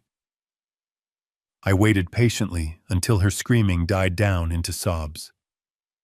"She's right, Leo," I said calmly into the phone. "What?" he whispered. She's right. Your names are absolutely on the deed to the house. You own the structure, 100%. You just don't own the land it's sitting on, and your lease for that land has just been terminated. I took a sip of my coffee. It was still warm. You have 30 days, I said. 30 calendar days to move your house, physically. Lift the entire structure off my foundation and move it somewhere else. Good luck with that. If you fail to comply and that $2 million house is still on my land at 5 p.m. on the 30th day, it defaults to me. The house, the fixtures, the overpriced appliances, everything becomes the sole property of my trust. Free and clear. There was a long, terrible silence. I heard a sound like a gasp, a high, strangled sob, probably from Maya. Finally, Leo's voice came back. It was no longer angry. It was the voice of a man who had just fallen from a great height. "Dad," he whispered. "Dad, please. You can't. You can't do this to us. We're family." I let his desperate word hang in the salty air. "Family," I repeated. My voice was flat, devoid of all emotion. I just looked out at the waves. "That's an interesting word, Leo. It's not the word Maya was using the other night, when she was drinking my champagne in my room, celebrating the fact that I was gone." I could hear his sharp, confused intake of breath on the other end of the line. "What, Dad? What are you talking about? I don't know what you mean. She's just stressed, Dad. The baby, you know. She just says things she doesn't mean when she's stressed." "Stressed," I repeated. "Yes, I suppose she is. You know what, Leo, hold on a minute." I didn't wait for a reply. I just pressed the red end call button. The line went dead. I sat there on my balcony, the ocean breeze feeling good on my face. I opened my laptop. The live feed from the Wise cam was still running. It showed chaos. Maya was pacing back and forth in the living room, gesturing wildly at Leo. Leo was staring horrified at his phone. They were trapped. They knew something terrible was happening, but they didn't know what I knew. I didn't need the live feed anymore. I had what I needed. I went to the saved recordings folder in the app. There it was. Front door. Motion detected 2 nights ago. I was an architect. I was precise. I didn't want the whole 4-hour file. I just wanted the point. I dragged the file onto my desktop and opened my simple video editing software. I found the timestamp, 8:31 p.m. I started the clip right at Maya's triumphant toast. "To Florida," her voice said, clear as a bell from my laptop speakers. "May he enjoy the sunshine and stay there indefinitely." I included Leo's nervous reply, and then I included her speech. I watched it again as I edited. "Pregnant. Are you crazy?" "Of course I'm not pregnant. The clueless old man is down in the basement right where he belongs. We sell this house, $3 million. We pay off the bank. That leaves $2.5 million, clean. I take my half, $1.25 million, and we get a divorce. You really honestly thought I wanted to have a baby with you? I've been lying to both of you, from the very beginning. You're both so stupidly trusting. It's almost sad." I clipped it, the whole confession, the whole poisonous, unadulterated truth. 2 minutes and 12 seconds of pure venom. I saved the new file to my desktop. I named it The Truth. I opened my messaging app. I selected Leo's contact. I attached the video file. The upload bar filled slowly. It was done. I typed 4 simple words. "Family son." I hit send. I watched the delivered notification appear. I didn't wait for the read receipt. I didn't want to be there for the explosion. I stood up. I turned my phone completely off. Not on silent. Off. The connection to their world was severed. I left the laptop in my suite, took the elevator down to the lobby, and walked out onto the beach. I slipped off my new shoes and walked onto the hard, wet sand near the waterline. I walked. I walked for a very long time. The tide was coming in. The cool Gulf water washed over my ankles. I didn't know what time it was. I didn't care. I thought about Leo. I knew what watching that video would do to him. It would be like watching his own life burn down in real time. Part of me, the father, deep inside, felt a terrible, sharp pang of guilt. I had just handed my son a live grenade. But the other part of me, the part that had shivered in that damp concrete cellar, the part that had listened to my wife's memory be boxed up and shoved aside, that part knew it was the only way. Leo was weak. He had followed Maya, blindly choosing her cruelty over his own father. The only way to save him, if he could be saved at all, was to burn away the lie. He had to see her, not the woman he loved, the predator who was using him. I walked until the sun was high and hot in the sky. I had walked for miles. I felt empty but clean. I finally turned around and walked back to my glass fortress.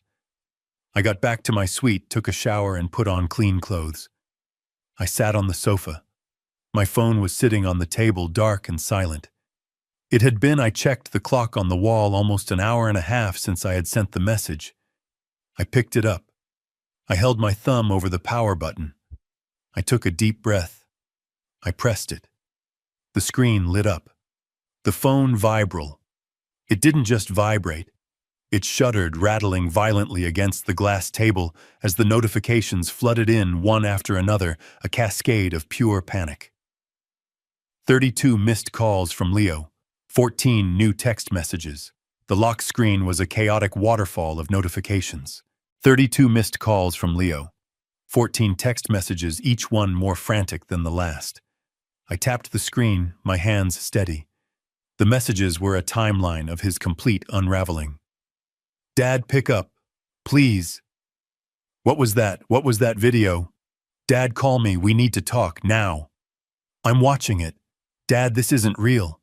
This isn't real. I saw it. All of it. Dad, I didn't know. I swear to God, I didn't know. She's gone, Dad. She left. Please, I'm alone. Pick up. Please, Dad, I'm begging you. Call me. I took a steadying breath. I pressed his name. It didn't even complete a full ring. He snatched the phone up so fast it was just a sharp click. Dad.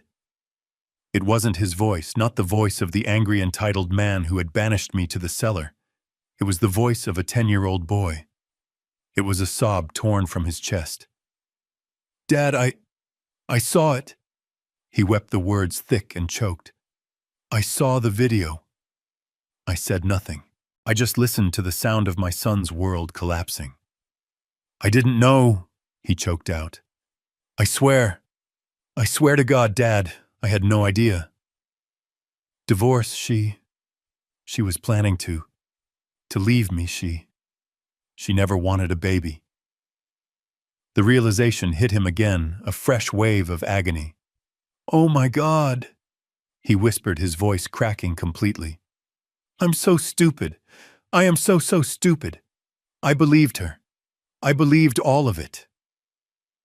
I stood on my balcony, the warm sun on my face, the sound of the surf in the background.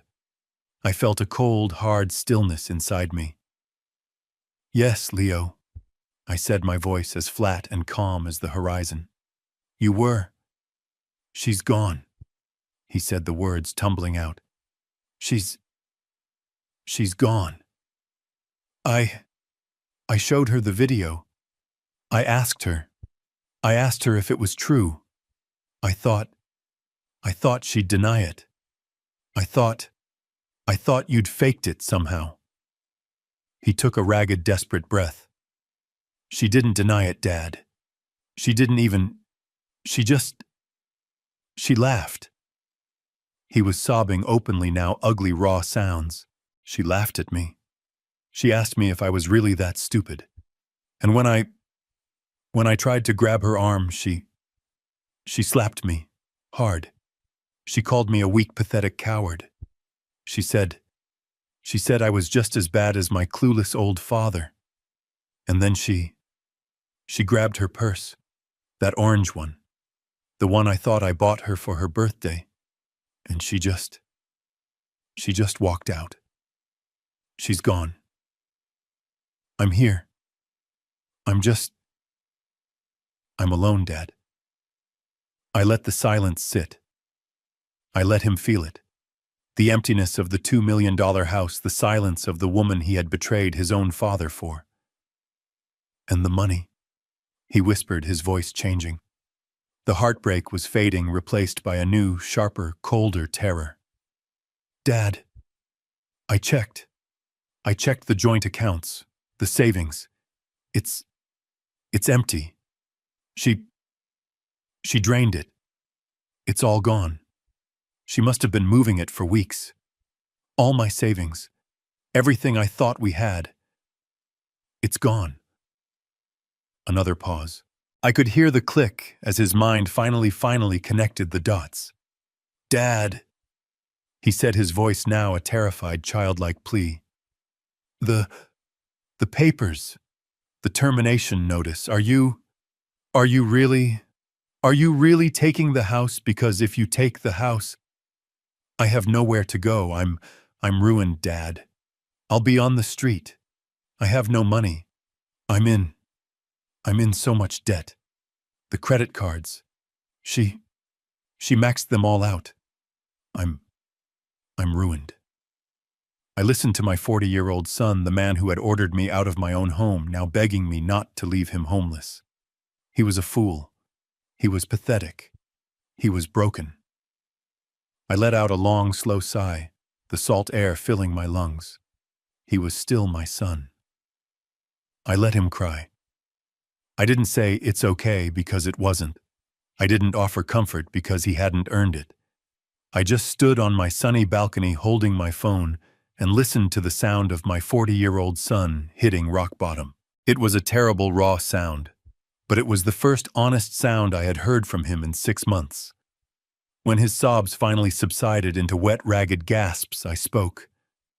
As for Maya, I said, my voice quiet but hard as the concrete I had been sleeping on. I don't care. She can go to California. She can go to hell. She's a predator, and she's no longer your problem, or mine.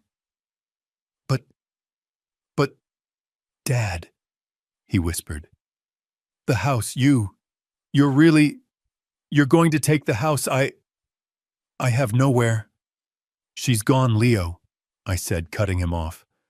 But you are still my son. There was a long pause. He was waiting. I was waiting.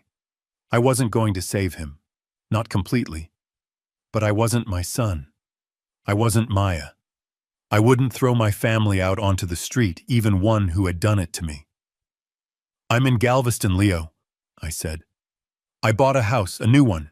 It's smaller than the one in Westlake, but it has a small guest room on the first floor.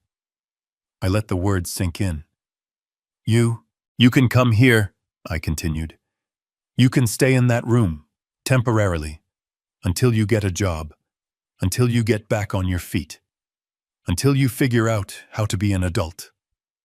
The silence on the other end was absolute. It was so quiet I could hear the shush of the waves behind me.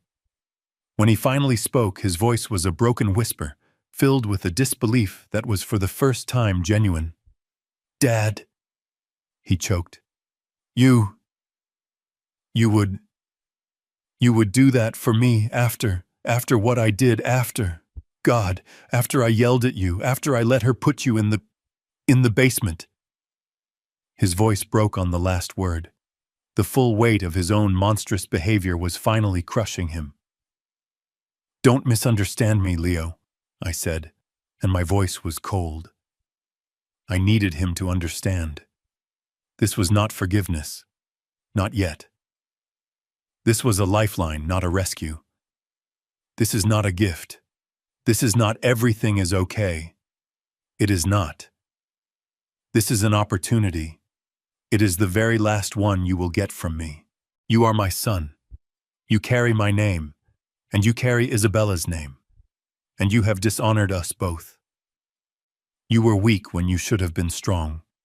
You were cruel when you should have been kind. You chose a liar over your own blood. I took a breath. You want to come here fine, but you come here with nothing. You don't come here as my son, the heir. You come here as a man who has to start over from zero. You will work. I don't care what it is. You'll get a job scrubbing dishes at the restaurant down the street if you have to. You will pay for your own food. You will do your own laundry. You will prove to me, and more importantly, you will prove to yourself that you are worthy of the name Coleman. That you are something more than that woman's pathetic, spineless fool. I let the harsh words land. I needed them to. He needed to hear them. He needed to be stripped bare of every last excuse. This is not a handout, Leo, I finished. This is basic training for your own soul. You will earn your keep. You will earn my respect. You will start over. Another long, heavy silence. I listened. I heard him take a single shuddering breath. It was the sound of a man making a choice. The sound of a man at a crossroads, one path leading to the gutter, the other leading to this one last difficult chance. Dad, he whispered. He had to clear his throat and start again. I'm packing a bag. I'll drive down. I'm leaving right now. I'll be there. I'll be there in 4 hours. The 30 days passed like a legal formality. The law was the law. Patrick handled everything. On the 30th day, exactly as the termination notice stipulated, the $2 million house in Westlake and everything affixed to it legally defaulted to the Coleman Family Trust. To me. The first thing I did was hire a locksmith. I didn't go myself. I didn't want to see the empty rooms, the yoga studio, the basement. I just had the locks changed. The second thing I did was call the realtor. It's on the market as of today, I told her. The market in Westlake was, as Maya had correctly predicted, insane. It didn't even last a week. A tech executive from California bought it in a cash deal. $3.1 million. Patrick handled the closing. We paid the outstanding $500,000 mortgage that Leo and Maya had taken out the debt that had started this whole mess. When the dust settled, $2.6 million remained. I had Patrick deposit every single cent of it directly into the Coleman Family Trust. I had my money back, and then some. Leo arrived at my new house in Galveston 4 hours after that last broken phone call, just as he said he would. He showed up in his Tesla, the only thing Maya hadn't figured out how to drain, with a single duffel bag. He looked hollowed out, gaunt. The arrogance and impatience he had worn for the last 2 years were gone, replaced by a deep, profound, and terrified shame. Those first few weeks were awkward, a painful silence filling the vast, modern spaces of my new home. We were two strangers, father and son, orbiting each other. I didn't push him. I just let him be. I bought groceries. I cooked simple meals. We ate in silence. He spent most of his time walking. He'd leave early in the morning and walk for hours along the beach, just staring at the surf. He looked like a man trying to remember who he was, or perhaps trying to forget. He lost weight. The expensive clothes he arrived in seemed to hang off his frame. He looked broken, which I realized was the first step to being rebuilt. One evening, about 3 weeks in, I was sitting on the third-floor balcony, watching the sunset paint the sky in shades of orange and purple. The air was cool. I heard the sliding glass door open behind me. Leo stepped out. He didn't speak for a long time. He just stood next to me, gripping the railing, looking at the ocean. She's in California, he said finally, his voice quiet, raspy. She posted a picture on Instagram from a party in Malibu. She looks happy. I'm sure she does, I said. Another long silence. Then he turned to face me. His eyes were red, but he wasn't crying. not anymore. Dad, he said, his voice cracking just once. I'm sorry. I am so sorry. For everything. For yelling at you. For the basement. For just being a terrible son. For not seeing what she was. For not protecting you. I have no excuse. I was weak. And I am sorry. It was the first real honest thing he had said to me in years. I nodded slowly. I didn't look at him. I just watched the last sliver of sun dip below the horizon. I know, Leo, I said. An apology is the start. It's the foundation. But you know, as an architect, a foundation is useless until you build something on it. Actions, son. Actions are what matter now. He nodded, seeming to understand. What do I do now? I have nothing. I'm 40 years old, and I have nothing. That's not true, I said. You have your name, you have your health, and you have a chance. I turned in my chair to face him. I need someone to manage an asset for me, I said. A rather large one. The $2.6 million Coleman Trust. His eyes widened, a flash of the old hopeful Leo. Dad, I can do that, I can. I held up my hand, stopping him cold. No, you misunderstood. You won't be touching a cent of that money. That money is for my future. Maybe for your children if you ever have any. But it's not for you. His face fell. But I do need someone to work, I said.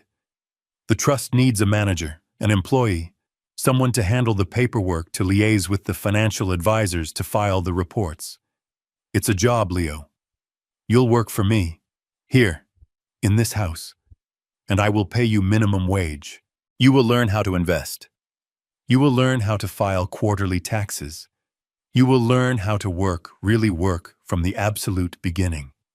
You will start over. He stared at me, processing the terms. It was not a handout. It was a job. A hard, humbling job, working for the father he had betrayed. He could have refused. He could have taken what little pride he had left and walked away. But he didn't. He stood there for a long moment, the ocean wind blowing through his hair.